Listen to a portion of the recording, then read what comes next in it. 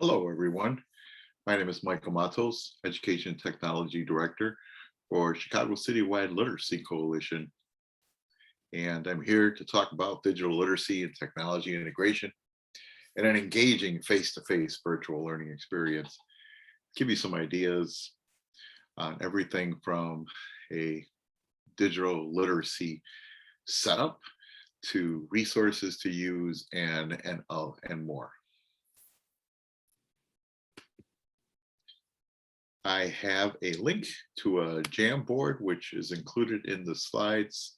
The Jamboard will ask a number of questions just to keep you engaged during the presentation, back and forth from viewing this presentation and answering some of the questions in the Jamboard. They work around all kinds of different digital literacy and technology ideas. Over on the, I'm going to go to the site just to show it to you real quick. Go back here, see if I can.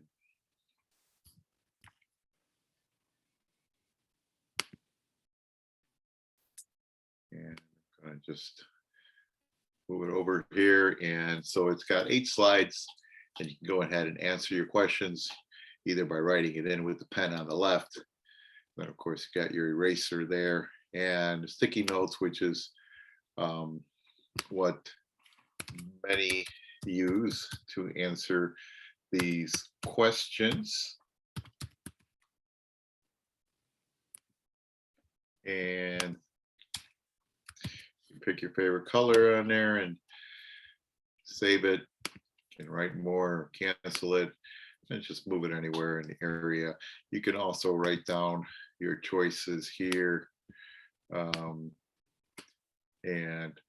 that way, add a little flair to it. Good way to keep your students engaged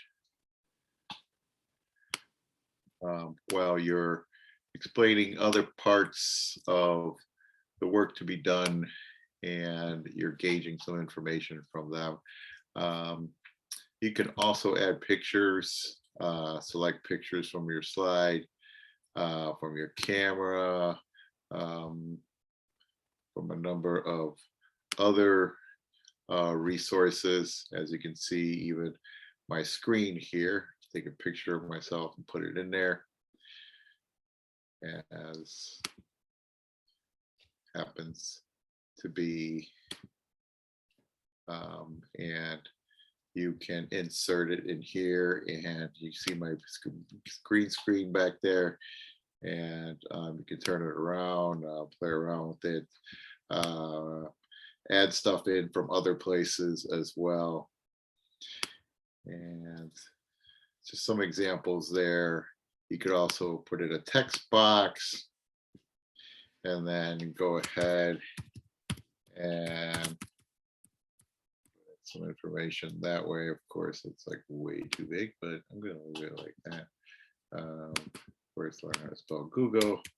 Oops. And just so you guys can add all of yours in here as well. And of course, we also have our little laser where you can point at things. So my iPathways, my learning upgrade, my picture, Google Drive. I'm not sure what my picture really has to do with all this, but it was just an example of how to put pictures in there. And I will delete it. Okay. The second link I have in there is for our Illinois Digital Learning Lab site, our Google site, and this is the resource tab. So there's a number of resources here under each one of their topic. And so, for example, if we were to go to digital literacy, keyboard, and more, it would open up, and this is for all of these, there are links to these Google Docs that have a number of resources. You'll have the resource name, the email, and a brief description of what's going on here. So just a number of resources, and I'll show you a little bit later what I do with all these resources. These are resources, they're there because they're successful. That means that they've been used successfully. They're mostly free, probably 90% free. And it's a quick way to access activities and put them together into a lesson, all virtually. As well as you will see that many of my activities are for in class as well. So you're creating that hybrid community and you're working with ideas that you want to make sure that are flexible to use as maybe even hard copies, any devices that you can use, or later you can have a picture of it or some kind of visual demonstration or video of it as you go to use it online. So make sure that you're developing those ideas, those activities, those lessons to incorporate both in class and virtually, in person and virtually. And then right here, this is the link to this presentation in case you want to share it with others. Easy way to do that. So let me get started here. Go back to my presentation mode. And real quick, this is just my way of showing what we're doing today. And all of these are hyperlinks. They're links that go directly to that page covering that particular agenda point there. And so these are all linked up and you can click on any one of those and it will take you there because it is a pretty extensive presentation and it's for things that you can have to look at now, later, as the interest or the need to look at other materials and explore other materials, or maybe explore a new way of delivering these materials or adjusting the way you deliver it. Come back and look at this, get some ideas for that.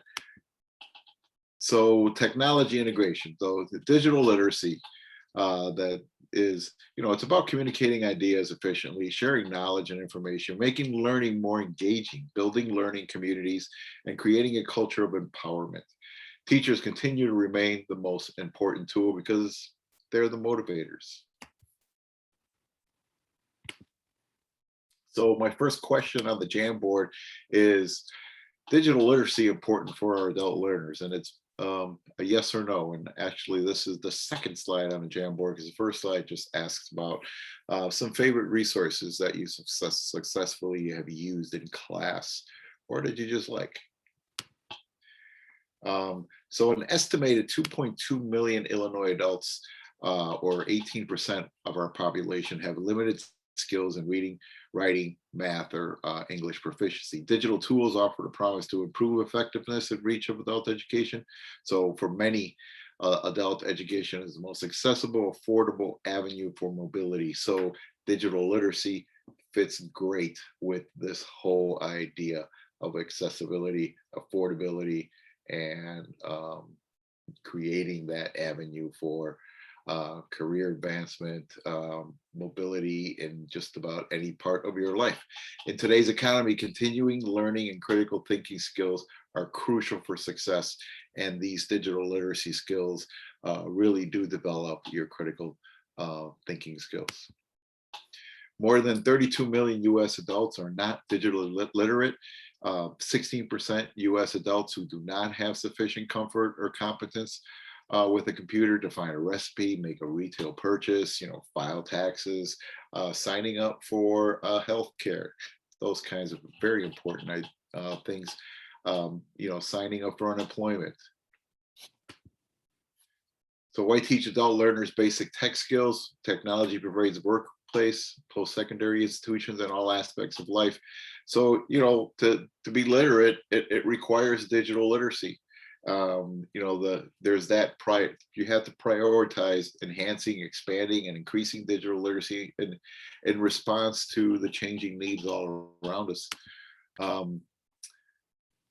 You know, our learners have to know how to use computers and mobile devices, because they're important in everyday life. And as you can see here, from applying for jobs, searching for information, communicating with others, favorite of many of my past students. Um, as the economy changes, you know, society changes, and adult education evolves with one common theme, and that's digital literacy. And of course, the collaboration of institutions and organizations that are all part of this world that digital literacy creates, you know, health, benefits, voting, and more, in this involvement with public policy. Job search. More than 70% of all jobs are posted online, and for job applications online, it's about the same percentage. Workforce centers, libraries, and other community-based organizations, they're all reporting these high demand of people coming in and wanting to learn how to use a job database, and then how to use these career development trainings that you can get online to once again advance their careers. New technology demands in the workplace, they're everywhere, and we need to meet them. The new model, technology integrating technology from supported use to that independent use, which is what we're building. Workers need to have mastered basic skills thresholds for jobs, for most jobs. So 61% of jobs today require at least a basic to intermediate computing skill, which I'll talk about those levels a little bit later. So the next thing to look at is the digital literacy standards. So technology should always be used with a clear purpose in mind, and standards really help to do that. Even if a game is played just to break up a long session or bring attention to a new topic, remember, technology is one tool in your toolkit, and sometimes a pen and paper might be best. And this is where that whole hybrid comes in. And even virtually, it's okay to pull out that pen or paper when you're online. Do you refer to and include digital literacy skills when putting together your curriculum? Yes or no? That is the third slide, I believe, in the Jamboard. Go switch over and see if you can complete that. So what technology digital literacy standards are you familiar with? And I wanted to just give a little quick outline of it's a commonly accepted set of digital literacy standards that will facilitate empowerment of adults needing technology skills for it. And there's so many ideas out there how to develop these common sets of standards. Related mainly life skills, employment preparation, transition to higher education, and more. Some of these digital literacy standards that I look at periodically, and I'm going to share some of those with you real quick. So we have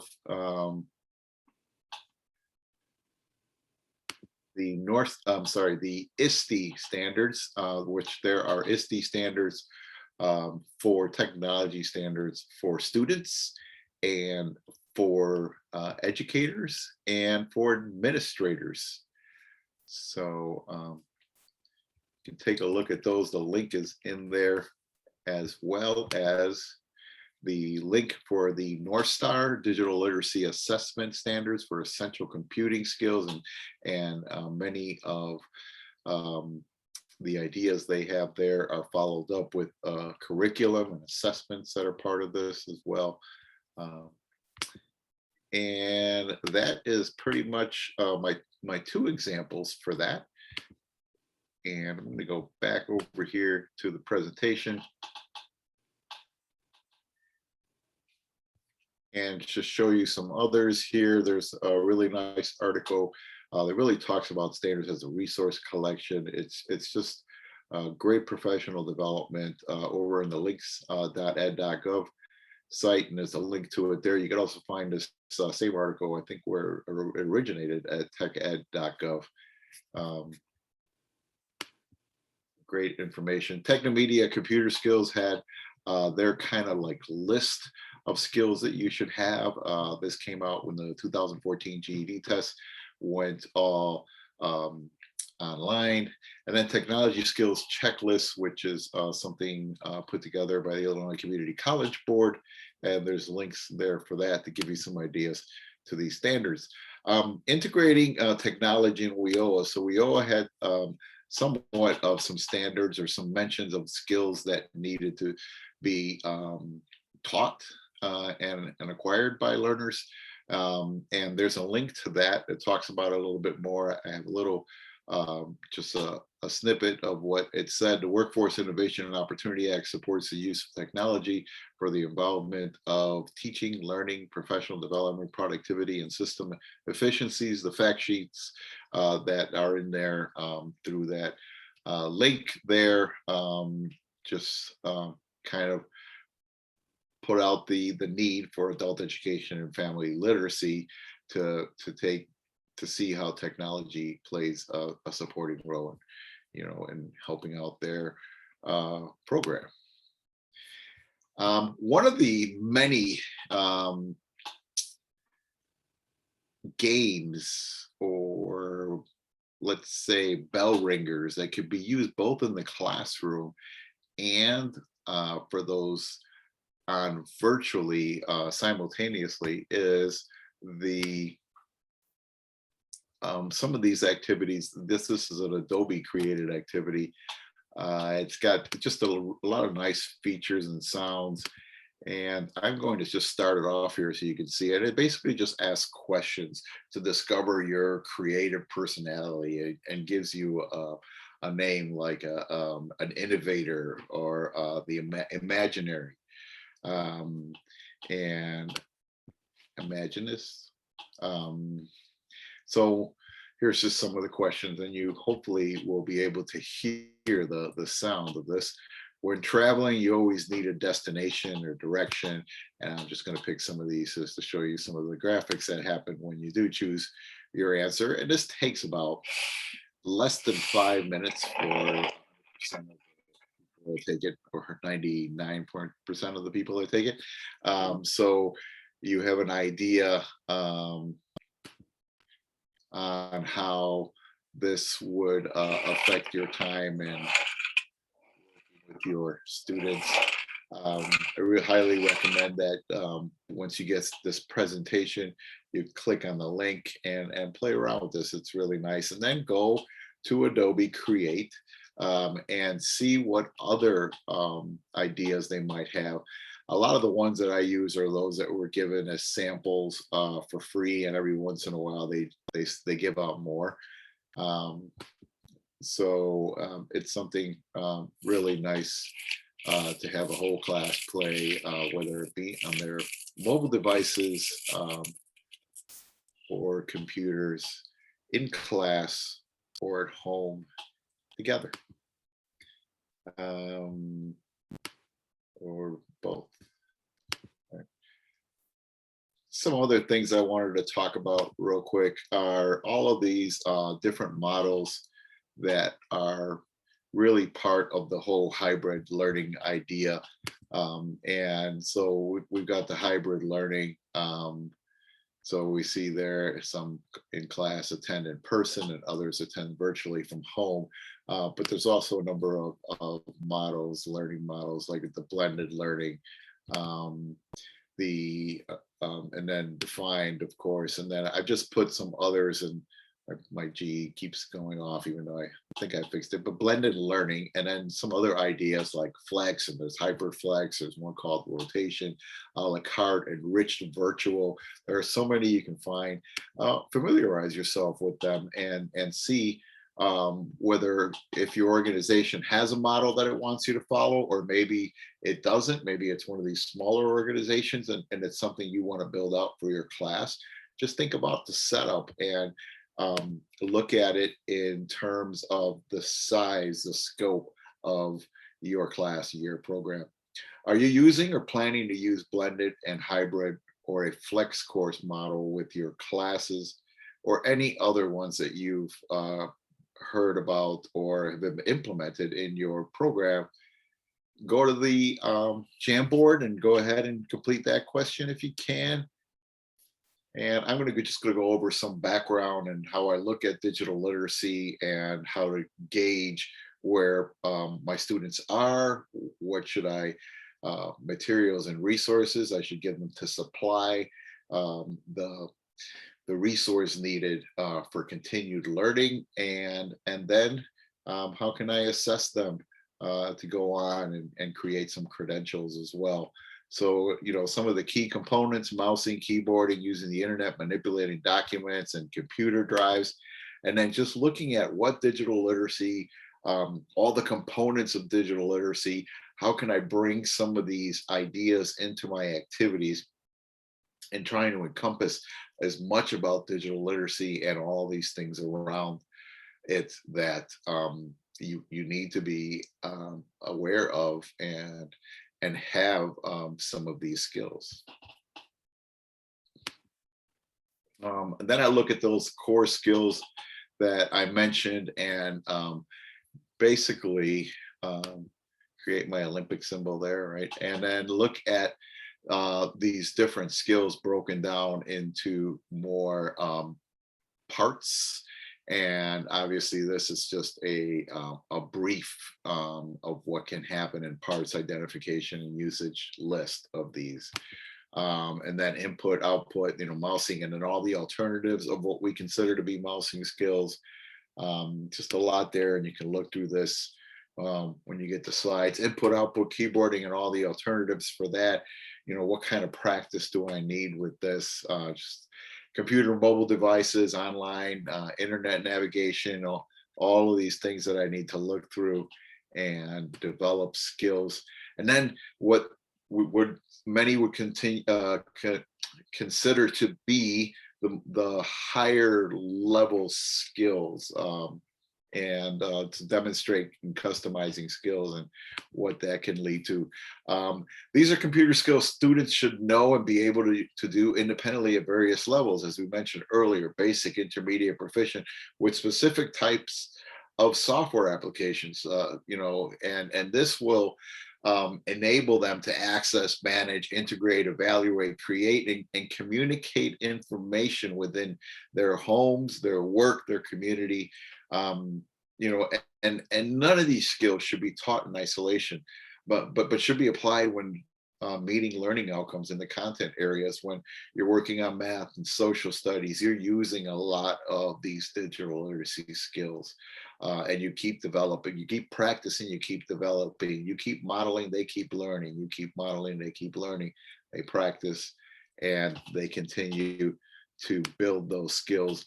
And just looking at some of these basic foundation skills, a lot of what you would consider to be digital literacy, and the intermediate skills, competency beyond this basic foundational skills, where you're know how to protect your material, your private material online, and you're able to do proper searches and know what you're finding is something you should be looking at or not. Proficient, computer literacy skills, where you're applying this level of understanding to learning outside of the class, educational, and then in your work settings, you're able to use different devices, and you're able to operate a computer to actually perform your job. So there's a lot more on the links to those that explain it. Looking at the 5 basics that I pointed out, and just looking at a needs assessment, there's always a need to find out where the pretest is, where the students are coming in with what skills. A well-planned, detailed instructions for all activities. Let them know what's going on step by step. Where do I need to be? Where do I need to click? Where do I need to drag? Where do I need to drop?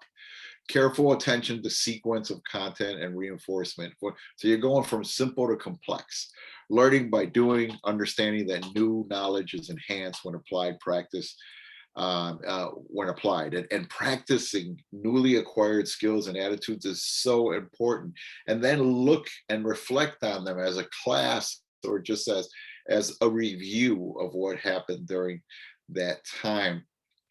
Teamwork, we're also good at doing this in our classrooms, using small groups for encouragement, and then for individualized, that builds that accountability, and showing how they know what they know, and rotating these, doing them both at the same time. Just having this combination really helps to keep engagement and build these skills.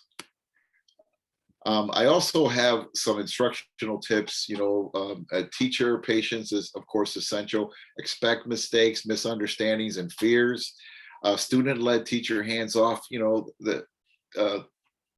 Do not touch the technology, the computer, so that the student will be engaged in learning and gain confidence and build techniques. Let them do it. Model, then practice, and model, then practice. Step-by-step instruction.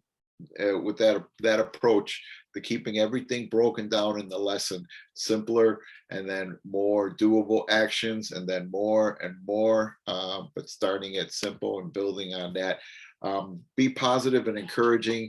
Use a lot of nonverbal skills as students are working on the computer, and you're walking around. They can see you on the screen if they're coming in from home or within your classroom.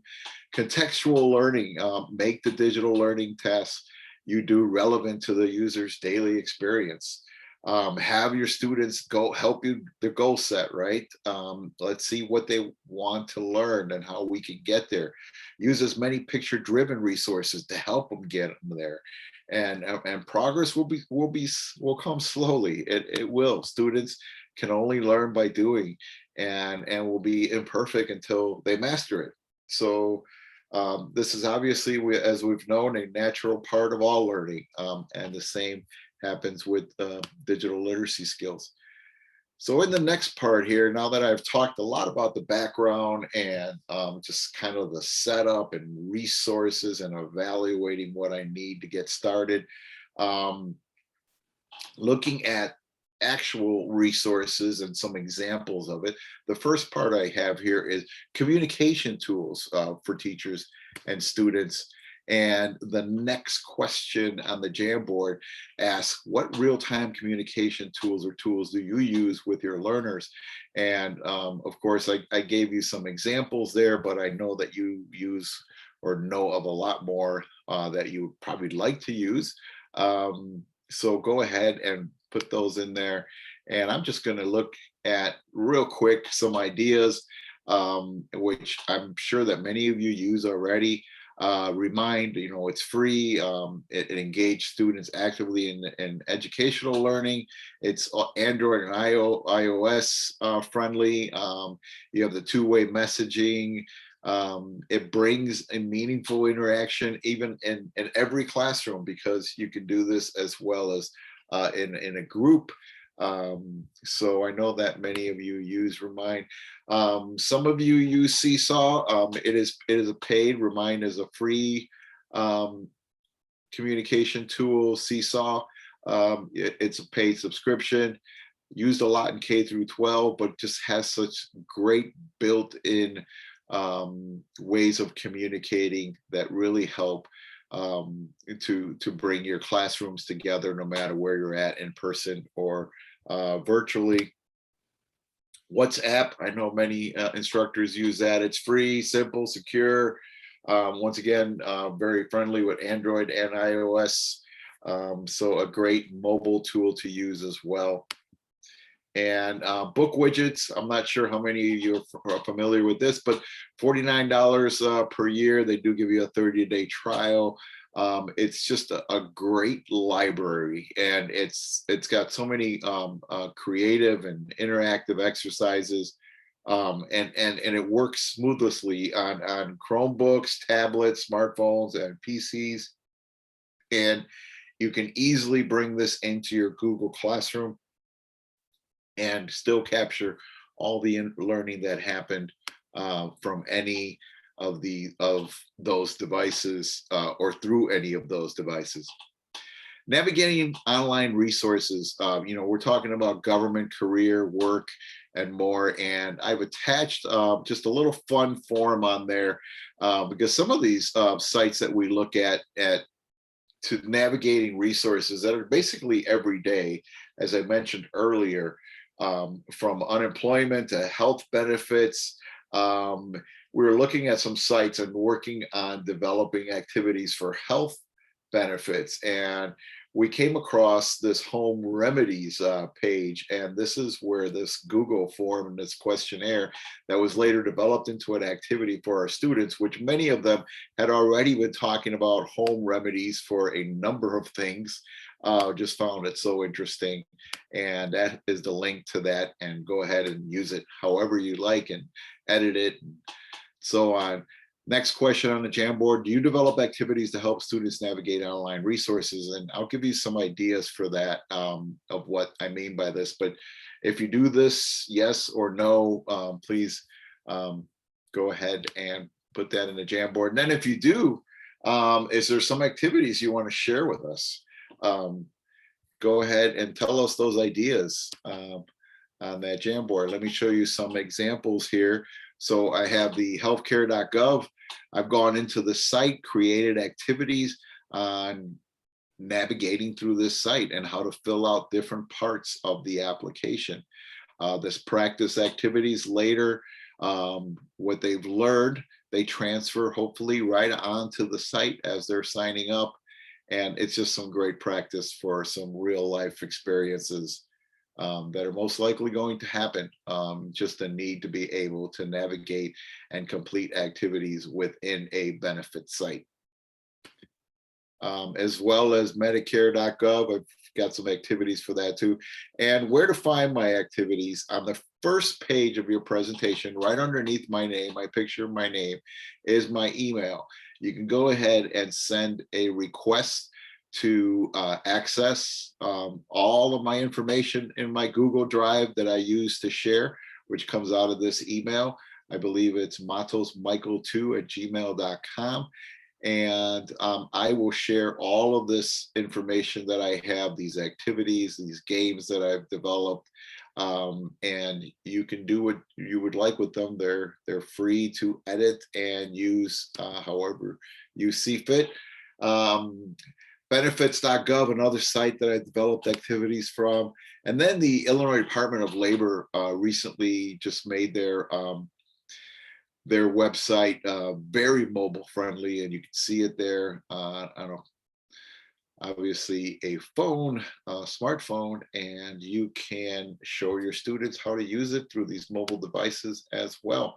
Illinois WorkNet, another website used quite a bit by many of our programs, the employer job seeker virtual job fair training and services. And they even have like certifications to be able to move through their portal and show others about their portal. So be a nice way to learn how to navigate or teach your students to navigate through this portal through activities.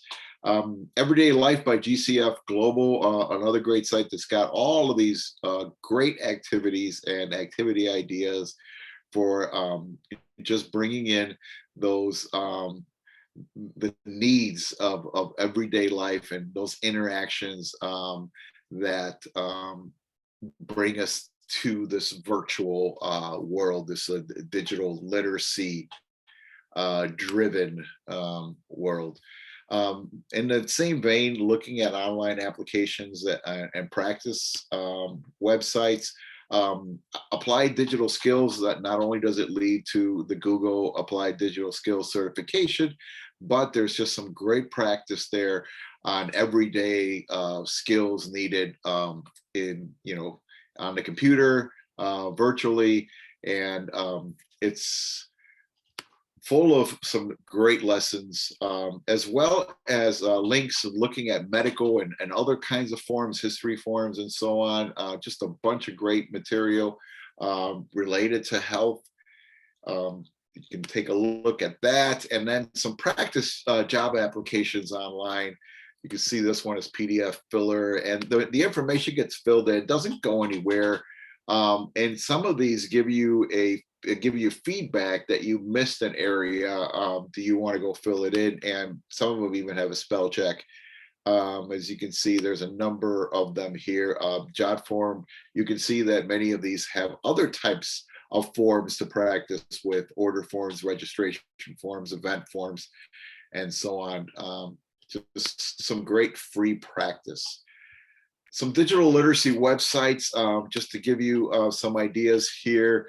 Looking at these top tools for learning, this website just has everything you need in a one-stop, one learning website here.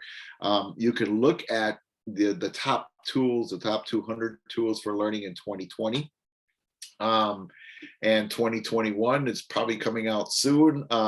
Just some great resources by categories. It's a little bit hard to see here, so I went ahead and identified them a little bit, but I am going to go into the site and show you just a little bit of the site and the way that they split these up. So these are 300 tools for learning 2021, and as you can see here, they've already updated it from what I had. And if you look at personal learning is the PL, the workplace learning is WL, and then education is the ED, and it'll take you right to the site. It gives you a brief description, and there's a lot more of information in this site if you want to look into it even more. And some of the analysis for that, those decisions are on there too, which is just very valuable information when you're looking at what to present for your students, put together for your students. All right, let me get back on track here. So the next question on your Jamboard: what digital literacy assessment tool do you use to gauge learner digital skills? And I gave you some suggestions there. Let's go ahead and complete that. And I'm going to give you some ideas for some assessments. And looking at what are we assessing? Here's just some ideas for digital literacy assessment. What are we looking at? Are we developing our own Google Forms to do this? Or are we using some type of platform that might have been free, or you have a subscription for? These are some of those categories that we are looking to learn. Just some quick ideas. Digitallearn.org, which is the more like national digital learn, because some cities have developed their own digital learn, like the Chicago Digital Learn, which is just such a great site. You can go on there. It's through the public library. They have an English and a Spanish. And if I look at the Spanish, you can go in there and practice. Comenzar en la computadora. You could go into there and look at el ratón, el teclado, and you can go in there and practice these. You don't get a certificate, and there's really no time on task that's kept. However, the skills, and especially being able to practice them in your native language, like for example, this one in Spanish, really goes a long way. So when you move on to something a little bit more complex, where you maybe are proctored and it's for an assessment or some type of certificate, you can move your way through that as well. Just some great ideas that come out of this, and just looking at some of these, the digital homeroom, another great source. Digital Learn has a couple of different ones. This one is tools for learners, but it's a bibliography, which has got some great books with information on technology and resources and so on. Another part of the Digital Learn system is tools and resources for trainers. So there's some certificates here that you can get. There's obviously a lot of learning and practice files, and just a number of additional documents, to help you in your classes. And just some informative sites. And I'm going to go to this one and skip over and show you the next one. E-learning industry. So the e-learning industry, just a wealth of information on this site, all for free. You know, it's got a collection of articles, software that's available in the industry, what comes out new, what can you try for free, or what is free and you can download for free. I'm going to pass a GCF Learn Free real quick and just show you this other site, which is very similar, and it's the Tech Boomers. And once again, another free site, and it's a great directory of other resources you can find throughout the internet, and just some free videos and article tutorials and on-site product alerts that lets you know, hey, this is the latest and greatest VR headset that's out there. Let's look at it, and it gives you like a tutorial on it as well. I'm going to go back over here to GCF Learn Free. I know many of you have used GCF Learn Free. It's a one-shop for everything digital in a number of languages, free activities and videos and how-tos. The Spanish one as well. All of these and all the different languages that they have it through GCF Global, they're just very full of information in that language and really are updated quite a bit with activities in all of these different languages and more. When you go to GCF Learn Free Global, you'll be able to see that. GCFLearnFree.org on the YouTube channel. Once again, just some great tips and in pictures tutorial, another great tutorial, all with pictures. Check it out if you have a chance. Northstar Digital Literacy, we've talked about this. They assessments that you can pay for, and then that way you have a learning management system that comes with it, and you can have official certificates or badges in the different topics, and it comes with their own modules or learning modules, curriculum, resource suggestions throughout for every topic, and their assessments. Literacy Minnesota, just some great resources for educators, and once, as it says there, they have a hub for all things ESL and adult basic education, just some great resources for free. And that takes me to some other digital literacy sites, and that I'm going to try to just real quick. A lot of this information and a lot of these links are all in that resource site that I shared with you earlier. That's really a whole web page, a whole website on the Illinois Digital Learning Lab, and that is their resource page. But a lot of this comes from there. Just some technology, mobile apps for learning that have been very interesting throughout the years I've used, and others, and just really liked MReada Learning for reading. If you get a chance, I believe that they were all Android. They're trying to get the iOS version. It's still free. Autocognita, very foundational skills, phonics and vocabulary. It's right now, I believe that you can download it on either iOS or Android, and it is still free. CellEd just has a number of different resources. Go in there, check it out. One of the ones that I explored and used was Skills on the Go, which was very interesting. Duolingo, once again, a great free site, and I want to take you real quick to that one.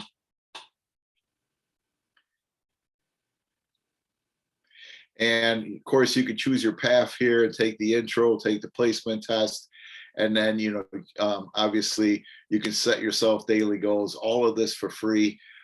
Just some great learning, some, you know, discussion and stories, and of course, here you can see the Spanish version, and a lot of other information and activities that you can gauge for free.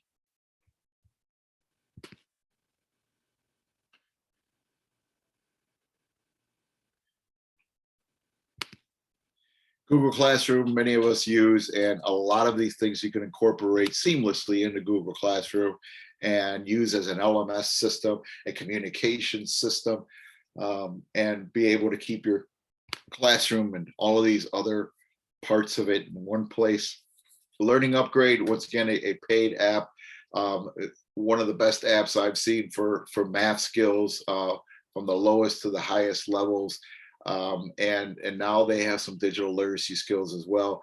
Take a look at it, see if it's worth your while. They do have some pilot programs. Moodle, something that I wanted to show you a little bit.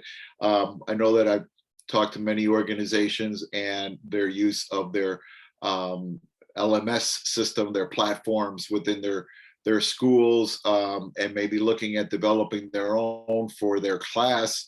Moodle, a great way to do this. You could export a lot of this information to another one, maybe a more approved one, but much easier to put together, and you have a lot more control what goes into what you're working through or what your students are seeing and answering. Take a look at Moodle if you have the chance. Go back over here. And Padlet, just a great source to collaborate for free. I put this in there. This was a winner, an app winner. Some great social studies and some great stories. It's just some great exploring and solving riddles through this lost city of Atlantis and the extensive library and puzzles you have to decode, and some great stuff. Photomath, another great app, and it's one of the 4 or 5 recently brought to the market apps that can take a picture of just about anything, even an equation written on a napkin, and solve it in seconds. Plickers, a great assessment tool for formative assessment. It's completely free. Another great feature to incorporate in your Google Classroom, because there may not be enough formative assessments that are part of it, but something that really translates well into that. Poll Everywhere, it's another great feature, and once again, works really great in Google Classroom. A Google Classroom app that I use quite a bit, School Fuel, really easy to use as a complete learning platform and an LMS system, looking at Common Core standards and activities and so on, but there is a cost for this. And like I said, it works very well with other systems. Storyboard that, digital storytelling, another great tool that works well with other systems. Wakelet, it's a great place to organize, save, and share all your interesting content from the web that you've saved in different places, like the resource page that I showed you earlier. But this, you could put in photos and podcasts, and take a look at this. See how you can really manage your material. Game show apps, there's so many game show apps, and Kahoot, and these things are just great to use online in class together, and they keep everyone engaged, and they keep everyone wanting more.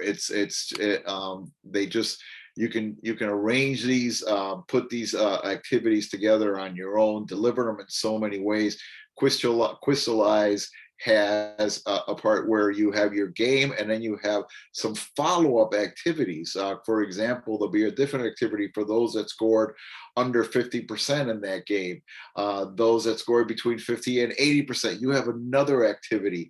Those that scored 80% or more, you get assigned a different activity. It's a really nice scaffolding kind of a way to deliver these. Quizlet, which many of us have used, and of course there's a lot of free parts to all of these, where you can continue to use them for free, and they really deliver in the activities and the engagement in your classroom. Quizzes, which I found has a lot of information free within their website. Just some subject websites. Actually all of these are on that resource page that I shared with you earlier. There is my email information. to share other docs that are not in that resource page. The link to this presentation and the link to that resource page is also on there. I just wanted to share a couple of more documents I have. I know I have a few more minutes. So looking at what I do with all this information, how do my ideas for delivering some of this information, I use a lot of Google Forms. And in using Google Forms and looking back at what I was mentioning earlier, how to set up your classrooms, the learners, what they know, what they want to learn, how do they look at learning and the potential of learning these skills, what is it going to do for them? I survey all of this, surveying your student, finding out their goals, finding out what they're thinking about this particular skill and how would they think that it would advance their lives. Is worth noting, and it's worth bringing into your planning. So this is one of those forms that I use. Another form, and this uses a lot of my resources. So when it comes down to the learning, this is a sample lesson design for language arts and reading and writing. As you look through these, there's very detailed instructions on what to do. This one is obviously you're going to this link and you're going to read the article and so on, and then you're going to tell me on what day you read this. Okay, that's it.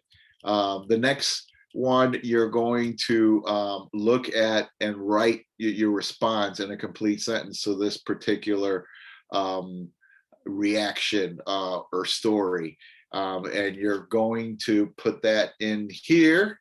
As you look at the other sample lessons, we're going Azar grammar. We're looking at activities there. We're building writing skills for this whole, all 5 activities within this lesson. We're building writing skills going to different websites, working within that website, reporting back how we did on that website in this Google form. And we continue writing, we continue learning how to write. And it lets students move at their own pace, but you could also bring them back and work on one activity group, right, at a time with the whole class, in class and virtually, while they're all answering these forms, whether it was on their computers or pen and paper. Some other examples of that, looking at housing and different places to live. And as you can see here, I have them choose where would they like to live, in a private home, a mobile home. And of course, there's explanations why, there's debating why or why not, what can I afford, what I can't. We look at writing paragraphs. We continue this learning to write process, but bringing in now, you know, this critical thinking and matching and comparison and using some numbers. And another idea to use is my sample lessons designed for math and fractions. What I started to do was to create 2 parts of these. One where I can share with teachers, and the other obviously would be the learning activities for the students. So this has both combined. As you can see, the activity, the teacher information only, we have the activities, the objectives, the standards, and we looking at an example website, that one, the Engaged New York Math Studio Talk. We look at this standard and we look how the standard's used and what's within the standard that needs to be supported. And then obviously these are the activities that would go to my students. So they look at a video on YouTube. Basically, they're just going to tell me, yeah, I watched it, or no, I don't need to watch this because I already know about fractions. I'll watch it later. And of course, this video is on fractions and rhythm.